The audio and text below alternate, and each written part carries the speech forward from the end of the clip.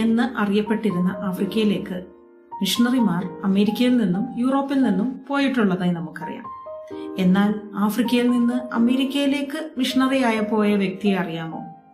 അദ്ദേഹമാണ് കബു എന്ന Samuel Morris. ആഫ്രിക്കയുടെ പടിഞ്ഞാറ് അറ്റ്ലാന്റിക് സമുദ്രത്തിന്റെ തീരത്ത് സ്ഥിതി ചെയ്യുന്ന ഒരു ചെറിയ രാജ്യമാണ് ലൈബീരിയ. പല ഗോത്രവർഗക്കാർ അവിടെ വസിച്ചിരുന്നു. ക്രൂ എന്ന സമാധാനകാംക്ഷികളായ ഒരു ഗോത്രത്തിലെ തലവന്റെ മകനായിരുന്നു കബു.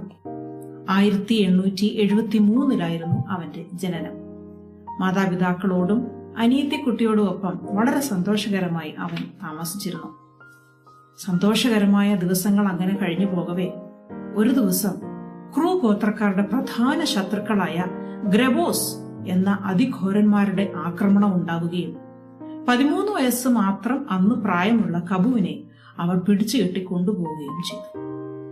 തങ്ങൾക്ക് ആവശ്യമുള്ള ഭക്ഷണം എല്ലാ ദിവസവും ക്രൂ ഗോത്രക്കാർ കൊണ്ടു കൊടുക്കണം എന്ന് അവർ ആവശ്യപ്പെട്ടു. അങ്ങനെ അടുത്ത ദിവസം മുതൽ ക്രൂ ഗോത്രക്കാർ ഭക്ഷണം കൊടുക്കുവാൻ ചെല്ലുമ്പോഴൊക്കെയും കബുവിനെ അവർ ഒരു വലിയ മരത്തിൽ ബന്ധിച്ച് അവരുടെ മുൻപിൽ വെച്ച് വളരെ ക്രൂരമായി മർദ്ദിക്കുമായിരുന്നു.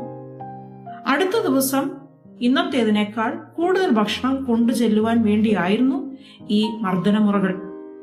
എന്നാൽ ദിവസങ്ങൾ കഴിയും തോറും ഭക്ഷണത്തിന്റെ അളവ് കുറഞ്ഞതല്ലാതെ കൂടിയില്ല.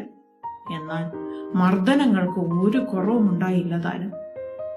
തന്റെ പിതാവ് അവനെ രക്ഷിക്കുവാൻ വരുമെന്ന് കബു വല്ലാതെ ആഗ്രഹിച്ചു. കാരണം ഗോത്രത്തലവനാണല്ലോ. പക്ഷെങ്കിൽ ഒരു ദിവസം പോലും അദ്ദേഹം വന്നില്ല. അവൻ വളരെ മനസ്സുകൊണ്ട് നിരാശനായിരുന്നു. ഭക്ഷണം കഴിച്ചിട്ട് ദിവസങ്ങളായിരുന്നു. ശരീരത്തിൽ നിറയെ മുറിവുകളായിരുന്നു. എന്നാൽ പോലും ഗ്രബോസ് അവനോട് ഒട്ടും കരുണ കാണിച്ചില്ല. അങ്ങനെയിരിക്കെ ഒരു ദിവസം ക്രൂ ഗോത്രത്തിൽ നിന്ന് ഭക്ഷണവുമായി ആരും എത്തിയില്ല. കബുവിനെ കൊന്നേക്കാം ഗ്രബോസ് തീരുമാനിച്ചു. അവനും മരണത്തിനായി ആഗ്രഹിച്ചിരിക്കുകയായിരുന്നു. കാരണം വിശപ്പും കഴിഞ്ഞ ദിവസങ്ങളിലായി കിട്ടിക്കൊണ്ടിരിക്കുന്ന തുടർച്ചയായുള്ള മർദ്ദനമുറകളും കബുവിനെ വല്ലാതെ തളർത്തിയിരുന്നു. അവരെന്നെ കൊല്ലുന്നെങ്കിൽ കൊല്ലട്ടെ. ഗ്രബോസ് കബുവിനെ ഒരു വലിയ മരത്തിൽ ബന്ധിച്ചു. അവന്റെ ചുറ്റും ആയുധങ്ങളുമായി കുറെ പേർ. അവർ തടവുകാരെ കൊന്നിരുന്ന രീതി എങ്ങനെയാണെന്ന് വെച്ചാൽ മാംസം തിന്നുന്ന ഉറുമ്പുകളെ ശരീരത്തിലേക്ക് കടത്തിവിടും. അവ പതുക്കെ പതുക്കെ പതുക്കെ നമ്മുടെ ശരീര അവയവങ്ങൾ മാംസങ്ങൾ കടിച്ചു പറിച്ചു തിന്നും. അങ്ങനെ ദിവസങ്ങൾ കൊണ്ട് തടവുകാർ ഇഞ്ചിഞ്ചായി മരണപ്പെടും. അങ്ങനെ കബുവിനെയും കൊല്ലുവാൻ ഗ്രബോസ് തീരുമാനിച്ചിരിക്കുകയാണ്. കബുവിന് ഇനി രക്ഷയില്ല. അവൻ അവസാനമായി ആകാശത്തിലേക്ക് കണ്ണുകൾ ഉയർത്തി. മരങ്ങളും ആകാശവും പക്ഷികളും ഭൂമിയൊക്കെ നിർമ്മിച്ച ഒരു ദൈവമുണ്ടെങ്കിൽ, അങ്ങനെ ഒരു ശക്തി ഉണ്ടെങ്കിൽ ആ ശക്തിയോട് അവൻ അവസാനമായി പ്രാർത്ഥിച്ചുകൊണ്ട് ആകാശത്തിലേക്ക് നോക്കി. പെട്ടെന്നാണത് സംഭവിച്ചത്. അവിടെ ആകാശത്ത് നിന്ന് അതിശക്തമായ ഒരു വെളിച്ചം അവിടെ തെളിഞ്ഞു മിന്നി. അവന്റെ കയ്യിലെ കെട്ടുകൾ അഴിഞ്ഞു വീണു. പരിഭ്രാന്തരായി ഗ്രബോസുകളെല്ലാം താഴെ വീണു. എന്താണ് സംഭവിക്കുന്നത് എന്ന് അറിയുന്നതിന് മുമ്പേ പെട്ടെന്നൊരു ശബ്ദവും, ഓട് കബു ഓട്! ശബ്ദം കേട്ടതും കബു എങ്ങോട്ടെന്നില്ലാതെ കുതിച്ചു പാഞ്ഞു. അവന്റെ മുമ്പിൽ ആ വിചിത്ര വെളിച്ചം അവന് വഴികാട്ടിയായി ഉണ്ടായിരുന്നു. അപ്പോഴാണ് ഗ്രബോസിന് ബോധം വന്നത്. നമ്മുടെ തടവുകാരൻ രക്ഷപ്പെട്ടിരിക്കുന്നു. അവർ അവന്റെ പിന്നാലെ വെച്ചു പിടിച്ചു. എന്നാൽ ഏതോ ഒരു പുതിയ ശക്തി കിട്ടിയ പോലെ ഭക്ഷണം കഴിക്കാതിരുന്നിട്ടും ദേഹം മുഴുവൻ മുറിവുകളുണ്ടായിരുന്നുവെങ്കിലും കബു ഓടി ഓടി ഓടി ഓടി അവൻ രാത്രി ഒരു മരപ്പൊത്തിൽ കയറിയിരുന്നു. അതുകൊണ്ട് മാത്രം ഗ്രബോസ് അവനെ കാണുവാൻ ഇടയായില്ല. അടുത്ത ദിവസങ്ങളിലായി അവൻ 100 കണക്കിന് കിലോമീറ്ററുകൾ നടന്നും ഓടിയും യാത്ര ചെയ്ത് ലൈബീരിയയുടെ തലസ്ഥാനമായ മൺറോവിയയിൽ എത്തി. വഴിയിലുടനീളം അവൻ അതിശയിച്ചു. എന്തായിരുന്നു ആ വെളിച്ചം? എവിടെ നിന്നാണ് ആ ശബ്ദം ഉണ്ടായത്? ആ വെളിച്ചത്തിന് എന്റെ പേരെങ്ങനെ അറിഞ്ഞു? കുഴയ്ക്കുന്ന ചോദ്യങ്ങളുമായി കബു എത്തിച്ചേർന്നത് മൺറോവിയയിലെ ഒരു കോഫി പ്ലാന്റേഷനിലായിരുന്നു. ഏകദേശം തന്റെ പ്രായമുള്ള, നന്നായി വസ്ത്രധാരണം ചെയ്തിരുന്ന ഒരു പയ്യൻ അവന്റെ അടുക്കിലേക്ക് വരുന്നത് അപ്പോഴാണ് കബു കണ്ടത്. ഭാഗ്യവശാൽ അവനും കബുവിന്റെ ഗോത്രത്തിലെ അതേ ആള് തന്നെയായിരുന്നു. ആ പയ്യൻ കബുവിനെ സ്നേഹത്തോടെ കോഫി പ്ലാന്റേഷന്റെ മുതലാളിയുടെ അടുക്കൽ കൊണ്ടുചെന്നു. അവർ അവന് ഭക്ഷണവും വെള്ളവും നൽകി ശരീരത്തിലെ മുറിവുകളൊക്കെ മരുന്ന് വെച്ച് കെട്ടി കോഫി പ്ലാന്റേഷനിൽ ഒരു ജോലിയും നൽകി. ദിവസങ്ങൾ ഇഴഞ്ഞു നീങ്ങി. അപ്പോഴും ചോദ്യങ്ങൾ അവനെ വല്ലാതെ അലട്ടിക്കൊണ്ടിരുന്നു. അവന്റെ പിതാവ് അവനെ രക്ഷിക്കാൻ വരാത്തതിൽ വല്ലാതെ നിരാശ അവനുണ്ടായിരുന്നു. എങ്ങനെയെങ്കിലും എന്റെ സ്വന്തം നാട്ടിൽ പോകണം, എന്റെ വീട്ടിൽ പോകണം എന്ന് കബു ചിന്തിച്ചുകൊണ്ടേയിരുന്നു. അങ്ങനെയിരിക്കെ ഒരു ഞായറാഴ്ച ദിവസം വന്നെത്തി. തന്റെ കൂടെയുള്ള ജോലിക്കാർ തൊട്ടടുത്തുള്ള ഒരു ക്രിസ്ത്യൻ പള്ളിയിൽ പോകുവാൻ തയ്യാറെടുത്തപ്പോൾ കബുവും അവരുടെ ഒപ്പം കൂടി. അന്ന് അവിടെ അമേരിക്കയിൽ നിന്ന് വന്നിട്ടുള്ള ഒരു മിഷണറി വനിത ശൗൽ എന്ന പൗലോസിന്റെ കഥ പറഞ്ഞു.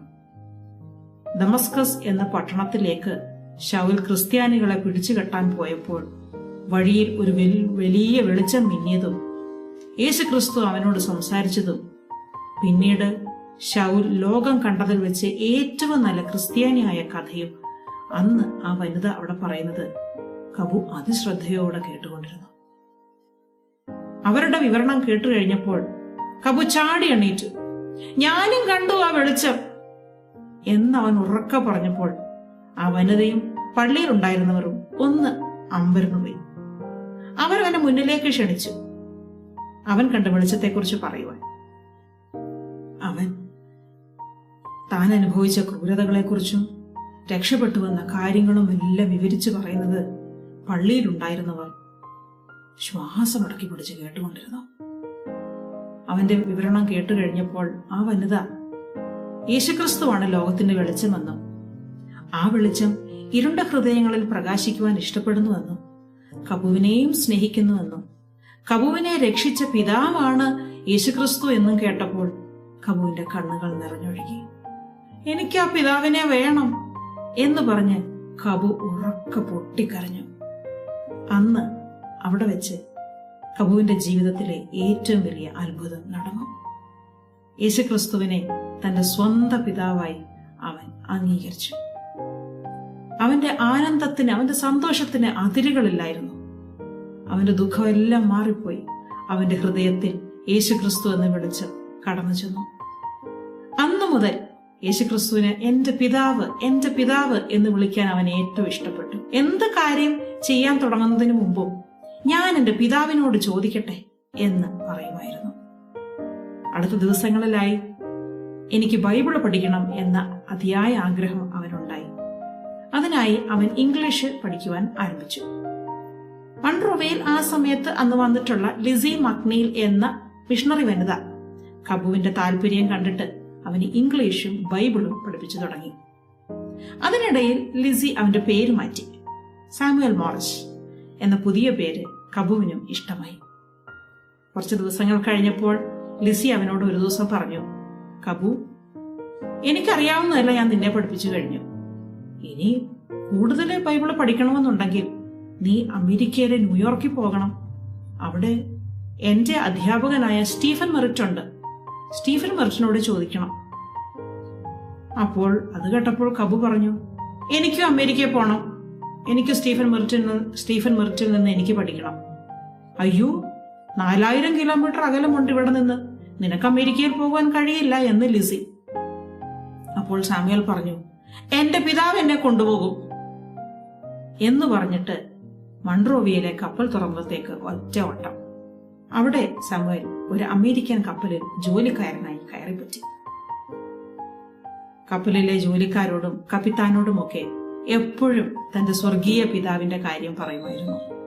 അപ്പോഴൊക്കെ അവർ കബുവിനെ കളിയാക്കി ചിരിക്കും. അങ്ങനെയിരിക്കെ ഒരു ദിവസം കബു ക്യാപ്റ്റന്റെ ക്യാബിൻ വൃത്തിയാക്കുവാൻ ചെന്നു. കബുവിനെ കണ്ടതും ക്യാപ്റ്റൻ കോപം കൊണ്ട് തിളച്ചു. തന്റെ ബൂട്ട്സ് ഇട്ട കാലും കൊണ്ട് സാമുവലിനെ തട്ടി താഴെയിട്ടു. എന്നാൽ കബു മുട്ടുകുത്തി പ്രാർത്ഥിക്കുവാൻ തുടങ്ങി. ആ കാഴ്ച കണ്ട ക്യാപ്റ്റൻ ഒന്ന് പതറി. തന്റെ ചിന്തകൾ ബാല്യത്തിലേക്ക് ഓടിപ്പോയി. തന്റെ അമ്മ ബൈബിള് വായിക്കാൻ പഠിപ്പിച്ചതും മുട്ടുകുത്തി പ്രാർത്ഥിക്കാൻ പഠിപ്പിച്ചതുമെല്ലാം ക്യാപ്റ്റന്റെ ഓർമ്മയിൽ മിന്നിമറിഞ്ഞു. ചവിട്ട് കിട്ടിയിട്ടും പരിഭവം ഏതുമില്ലാതെ മുട്ടുകുത്തി പ്രാർത്ഥിക്കുന്ന സാമുവേൽ ക്യാപ്റ്റന്റെ ഹൃദയത്തിൽ തിരയിളക്കം സൃഷ്ടിച്ചു. നിന്റെ പിതാവിനെ എനിക്കും വേണം എന്ന് പറഞ്ഞ് ക്യാപ്റ്റൻ സാമുവേലിന്റെ സമീപം മുട്ടുകുത്തി. അപ്പോഴാണ് മുറിക്ക് പുറത്ത് എന്തോ ഒരു ബഹളം കേട്ടത്. ക്യാപ്റ്റനും സാമുവേലും ഓടിച്ചെന്നപ്പോൾ കാണുന്നത് ഒരു മലേഷ്യൻ ജോലിക്കാരൻ മറ്റൊരു ജോലിക്കാരനെ കൊല്ലുവാനായി കത്തി ഓങ്ങി നിൽക്കുന്നതാണ്. ആർക്കും അങ്ങോട്ടടുക്കുവാൻ ധൈര്യമില്ല. എല്ലാവരും പകച്ചു നിൽക്കുകയാണ്. മലേഷ്യൻ ജോലിക്കാരൻ എന്തും ചെയ്യാൻ റെഡിയായിട്ട് നിൽക്കുകയാണ്. ഈ രംഗം കണ്ട സാമുവേൽ പെട്ടെന്ന് 2 ജോലിക്കാരുടെ ഇടയിൽ കയറി നിന്നിട്ട് കത്തിയുമായി നിൽക്കുന്ന ജോലിക്കാരനോട് പറഞ്ഞു, അവനെ കൊല്ലരുത് എന്ന് ദൈവം പറയുന്നു. അത് കേട്ട് മലേഷ്യക്കാരന് കോപം കൊണ്ട് വിറച്ചു. അയാൾ കത്തി സാമുവേലിന്റെ നേരെ ഓങ്ങി. പക്ഷെ കൈ അനങ്ങുന്നില്ല. ആരോ പിടിച്ചു വച്ചിരിക്കുന്നത് പോലെ കൈ ഒരു ലേശം പോലും അനങ്ങുന്നില്ല. അയാൾ വീണ്ടും ശ്രമിച്ചു, പറ്റുന്നില്ല. വീണ്ടും ശ്രമിച്ചു, ഇല്ല, കഴിയുന്നില്ല. കൈ ആരോ പിടിച്ചു വച്ചിരിക്കുന്നു. ശക്തനായ അയാൾ അവിടെ തളർന്നിരുന്നു. എല്ലാവരും ഓടിക്കൂടി സാമുവേലിന്റെ ധൈര്യത്തെ മുക്തകണ്ഠം പ്രശംസിച്ചു. ഞാനൊന്നും ചെയ്തില്ല, എന്റെ പിതാവാണ് ചെയ്തത്. അവന്റെ വാക്കുകൾ കേട്ട ജോലിക്കാർ അവനോട്, നിന്റെ പിതാവിനെ കുറിച്ച് ഞങ്ങളോടും പറയാമോ എന്നായി. 1891 സെപ്റ്റംബറിൽ 5 മാസത്തെ കപ്പൽ യാത്രയ്ക്ക് ശേഷം കപ്പൽ ന്യൂയോർക്ക് തുറമുഖത്ത് അടുക്കുമ്പോൾ കപ്പലിലെ ഭൂരിപക്ഷം ജോലിക്കാരും സാമുവേലിന്റെ പിതാവിന്റെ മക്കളായി കഴിഞ്ഞിരുന്നു. ക്യാപ്റ്റൻ അവനെ സാമി എന്ന് സ്നേഹത്തോടെ വിളിച്ചിരുന്നു. സാമുവേലിനെ തന്റെ കൂടെ നിർത്തണമെന്ന് ക്യാപ്റ്റൻ ആഗ്രഹമുണ്ടായിരുന്നുവെങ്കിലും ഇന്ത്യാനയിലെ ഫോർട്ട് വെയിനിലുള്ള ടേലർ യൂണിവേഴ്സിറ്റിയിൽ ബൈബിൾ പഠിക്കുവാനാണ് ഞാൻ പോകുന്നത് എന്ന് കപ്പലിലെ എല്ലാവരോടും സാമുവേൽ പറഞ്ഞിരുന്നതിനാൽ അവന്റെ ആഗ്രഹം നടക്കട്ടെ എന്ന് ക്യാപ്റ്റനും തീരുമാനിച്ച് അവനെ ന്യൂയോർക്കിലെ കപ്പൽ തുറമുഖത്ത് ഇറക്കിവിട്ടു. ന്യൂയോർക്കിലെ 2 മില്യൺ ആളുകളിൽ നിന്ന് സ്റ്റീഫൻ മെറിറ്റ് എന്ന വ്യക്തിയെ എങ്ങനെ കണ്ടുപിടിക്കും? അതും സാമുവേലിന്റെ മുമ്പിൽ ഒരു ചോദ്യചിഹ്നമായിരുന്നുവെങ്കിലും എന്റെ പിതാവ് എന്നെ സഹായിക്കും എന്ന ധൈര്യത്തോടെ അവൻ മുന്നോട്ട് കാൽച്ചുവടുകൾ വെച്ചപ്പോൾ ദൈവം അവന്റെ വിശ്വാസത്തെ മാനിച്ച് അതിനും വഴിയൊരുക്കി. സാമുവേൽ കയറി ചെല്ലുമ്പോൾ സ്റ്റീഫൻ മെറിറ്റ് ഒരു മീറ്റിംഗിന് പോകാൻ തയ്യാറെടുത്തുകൊണ്ടിരിക്കുകയായിരുന്നു. അവനെ തന്റെ വീട്ടിലിരുത്തിയിട്ട്, ഞാൻ 2 മണിക്കൂർ കഴിഞ്ഞു വരും, എന്നിട്ട് നമുക്ക് വിശദമായി സംസാരിക്കാം എന്ന് സാമുവേലിനോട് പറഞ്ഞിട്ട് അദ്ദേഹം പോയി. അദ്ദേഹം പ്രയർ മീറ്റിംഗ് കഴിഞ്ഞ് തിരിച്ചു വന്നപ്പോൾ കണ്ടത് സാമുവേലിന്റെ കൂടെ മറ്റ് 17 പേർ മുട്ടുകുത്തി പ്രാർത്ഥിക്കുന്നതാണ്. അത്ഭുതപ്പെട്ടു പോയ സ്റ്റീഫൻ മെറിറ്റ് സാമുവേലിനെ അടുത്ത് വിളിച്ച് അവന്റെ കഥ ചോദിച്ചറിഞ്ഞു. അവന്റെ സാക്ഷ്യം കേട്ട് അദ്ദേഹം വളരെ അമ്പരന്നുപോയി. ഇങ്ങനെ ഒരു വ്യക്തിയെ അദ്ദേഹം മുമ്പ് കണ്ടിട്ടേയില്ലായിരുന്നു. ഇന്ത്യാനയിലെ ഫോർട്ട് വെയിനിലുള്ള ടേലർ യൂണിവേഴ്സിറ്റിയിൽ സ്റ്റീഫൻ മെറിറ്റിന്റെ ശുപാർശ പ്രകാരം സാമുവേൽ മോറിസിന് ബൈബിൾ പഠിക്കുവാനായി അഡ്മിഷൻ ലഭിച്ചു. സാമുവേലിന്റെ കലാലയ ജീവിതം വളരെ സംഭവബഹുലമായിരുന്നു. അവന്റെ സാക്ഷ്യം കേട്ട് അനേകർ കർത്താവിനെ അറിയുവാനിടയായി. ക്രിസ്ത്യാനികൾ എന്ന് വിളിക്കപ്പെട്ടിരുന്ന വിദ്യാർത്ഥികൾ പോലും അന്ന് സോക്രട്ടീസ്, അരിസ്റ്റോട്ടിൽ, പ്ലേറ്റോ തുടങ്ങിയ തത്വചിന്തകന്മാരുടെ വാക്കുകളെ ന്യൂ ടെസ്റ്റ്മെന്റിനേക്കാൾ, പുതിയ നിയമത്തെക്കാൾ ആദരിക്കുകയും വിശ്വസിക്കുകയും സ്നേഹിക്കുകയും ചെയ്തിരുന്നപ്പോൾ സാമുവേലിന്റെ പരിശുദ്ധാത്മാവ് നിറഞ്ഞ വാക്കുകൾ അവരെ ബൈബിളിലേക്ക് ആകർഷിക്കുവാനിടയായി. അനേകർ യേശുക്രിസ്തുവിനായി തങ്ങളുടെ ജീവിതം സമർപ്പിച്ചു. നിരീശ്വരവാദികളായ വിദ്യാർത്ഥികൾ പോലും സാമുവേലിന്റെ സാക്ഷ്യം കേട്ട് യേശുക്രിസ്തുവിനെ അറിയുവാനിടയായി. ഫോർട്ട് വെയിൻ പട്ടണം മുഴുവൻ സാമുവേൽ പ്രസിദ്ധനായി. അവന്റെ സാക്ഷ്യം കേട്ട് അനേക ജനങ്ങൾ യേശുക്രിസ്തുവിനെ അറിയുവാനിടയായി. സാമി എന്ന് കൂട്ടുകാർ വിളിച്ചിരുന്ന സാമുവേൽ അമേരിക്കയിലെത്തിയിട്ട് 2 വർഷം കഴിഞ്ഞു. 1893 ജനുവരിയിലെ ശീതകാലം. ഒരു ദിവസം വൈകിട്ട് സാമുവേൽ തൊട്ടടുത്തുള്ള ഒരു സ്ഥലത്ത് നടക്കുന്ന പ്രയർ മീറ്റിംഗിനായി കടന്നു പോകാനിടയായി. കൊടും തണുപ്പിൽ വേണ്ടത്ര ശരീര സുരക്ഷയില്ലാതെയാണ് സാമുവേൽ കടന്നുപോയത്. അവൻ മീറ്റിംഗ് കഴിഞ്ഞ് തിരിച്ചു വീട്ടിൽ വന്നു. എന്നാൽ തൊട്ടടുത്ത ദിവസങ്ങളിൽ അവന് കടുത്ത ചുമയും ശ്വാസം മുട്ടലും ആരംഭിച്ചു. ഡോക്ടർമാർ അവന് മികച്ച ചികിത്സ നൽകി. കൂട്ടുകാർ അവന്റെ കൂടെ ഇരുന്ന് ബലമേകി ശുശ്രൂഷിച്ചു. ന്യൂമോണിയ ആണെന്ന് അവന് സ്ഥിരീകരിച്ചു. അടുത്ത ദിവസങ്ങളിൽ അവൻ മരണത്തോളം എത്തി. ഒരു ദിവസം അവൻ തന്റെ കൂട്ടുകാരോട് പറഞ്ഞു, എന്റെ സ്വർഗീയ പിതാവ് എന്നെ വീട്ടിലേക്ക് ചെല്ലുവാൻ സമയമായി എന്ന് അറിയിച്ചിട്ടുണ്ട്. അവന്റെ കൂട്ടുകാർ അവനോട് പറഞ്ഞു, അയ്യോ സാമുവൽ, അങ്ങനെ പറയല്ലേ. നിനക്ക് നിന്റെ സ്വന്തം രാജ്യമായ ലൈബീരിയയിലേക്ക് ക്രിസ്തുവിന്റെ വെളിച്ചവുമായി പോകേണ്ടതല്ലേ. എന്നാൽ ദിവസങ്ങൾ മുന്നോട്ട് നീങ്ങിക്കൊണ്ടിരുന്നപ്പോൾ അവൻ സൗഖ്യമാകുന്ന ലക്ഷണങ്ങൾ കാണിച്ചു തുടങ്ങി. 1893 മെയ് ആയപ്പോഴേക്കും ഏകദേശം പൂർണ്ണ സൗഖ്യമാകുന്ന ലക്ഷണങ്ങളായിരുന്നു സാമുവലിൽ കണ്ടത്. അങ്ങനെ ഒരു ദിവസം അവനെ പരിശോധിക്കുന്ന ഡോക്ടർ സാമുവലിന്റെ മുറിയിൽ കയറി ചെന്നപ്പോൾ എന്നും കാണുന്നത് പോലെ ഒരു കസേരയിൽ ബൈബിള് മടിയിൽ വെച്ച് സാമുവൽ ഇരിക്കുന്ന കാഴ്ച അദ്ദേഹം കണ്ടു. സാമി, സാമി എന്ന് ഡോക്ടർ സ്നേഹപൂർവ്വം വിളിച്ചപ്പോൾ ഒരു മറുപടി ഉണ്ടായില്ല. അപ്പോൾ അദ്ദേഹം മനസ്സിലാക്കി, താൻ ഏറ്റവും സ്നേഹിച്ചിരുന്ന സ്വർഗീയ പിതാവിന്റെ അടുത്തേക്ക് സാമുവൽ പറന്നുപോയിരിക്കുന്നു. സാമുവലിന്റെ മരണം ടീലർ യൂണിവേഴ്സിറ്റിക്ക് ഒരു വലിയ ആഘാതമായി. ആർക്കും അത് വിശ്വസിക്കാൻ കഴിഞ്ഞില്ല. ഫോർട്ട് വെയിൻ പട്ടണം മുഴുവൻ അവനായി കരഞ്ഞു. അവന്റെ ശവസംസ്കാര ശുശ്രൂഷയിൽ 2 മൈൽ ദൂരത്തോളം ജനങ്ങൾ കാത്തുനിന്നു. ടീലർ യൂണിവേഴ്സിറ്റി അവനോടുള്ള ബഹുമാനാർത്ഥം ഒരു ബിൽഡിങ്ങിന് സാമുവൽ മോറിസ് ഹാൾ എന്ന പേര് നൽകി. അവന്റെ വിവിധ പോസുകളിലുള്ള പ്രതിമകൾ ക്യാമ്പസ് കോമ്പൗണ്ടിൽ സ്ഥാനം പിടിച്ചു. അവ ഇന്നും നിലനിൽപ്പുണ്ട്. 1/2 ഡസനോളം ജീവചരിത്ര ഗ്രന്ഥങ്ങൾ സാമുവൽ മോറിസിന്റെ ജീവിതവുമായി ആസ്പദമാക്കി രചിക്കപ്പെട്ടു. സാമുവൽ മോറിസ് എന്ന ഗോതമ്പ് മണിയിൽ നിന്ന് അനേകം വിളവുണ്ടായി. സാമുവലിന്റെ ആഗ്രഹം സാക്ഷാത്കരിക്കുവാൻ അവന്റെ കൂട്ടുകാരിൽ ചിലർ ആഫ്രിക്കയിലേക്ക് ക്രിസ്തുവിന്റെ വെളിച്ചവുമായി കടന്നുപോകുവാനിടയായി. വെറും 7 വർഷങ്ങൾ മാത്രമാണ് സാമുവലിന്റെ രക്ഷയ്ക്ക് ശേഷം ദൈവം സാമുവലിന് ആയുസ് കൊടുത്തത്. 20-ാം വയസ്സിൽ സാമുവൽ മരിക്കുമ്പോൾ അവന്റെ സാക്ഷ്യം കേട്ട് യേശുക്രിസ്തുവിനെ അറിഞ്ഞവരുടെ യഥാർത്ഥ സംഖ്യ നമുക്കറിഞ്ഞുകൂടെങ്കിലും സ്വർഗത്തിൽ അത് രചിക്കപ്പെട്ടിട്ടുണ്ട്. കർത്താവായ യേശുക്രിസ്തുവിന്റെ കർത്തൃ കാഹളം മുഴങ്ങുമ്പോൾ പ്രതിഫലം വാങ്ങുവാൻ സാമുവേലും തേജസ്സോടെ എഴുന്നേറ്റ് വരും. ക്രിസ്തീയത്വത്തിന് സന്തോഷങ്ങളും ക്രൂശുകളുമുണ്ട്. നമ്മൾ സന്തോഷങ്ങളെ സ്നേഹിക്കുകയും ക്രൂശിൽ നിന്ന് പിന്മാറുകയും ചെയ്യുന്നു. എന്നാൽ ശക്തിയും ആരോഗ്യവുമുള്ള ക്രിസ്ത്യാനിയാകുവാൻ രണ്ടിനെയും നമ്മൾ സ്വീകരിക്കേണ്ടതാണ്. സാമുവൽ മോറിസിന്റെ ഈ വാക്കുകൾ നമ്മെ വെല്ലുവിളിക്കുന്നു. സാമുവൽ മോറിസിന്റെ പിതാവിന്റെ സാക്ഷികളാകുമോ നമ്മൾ?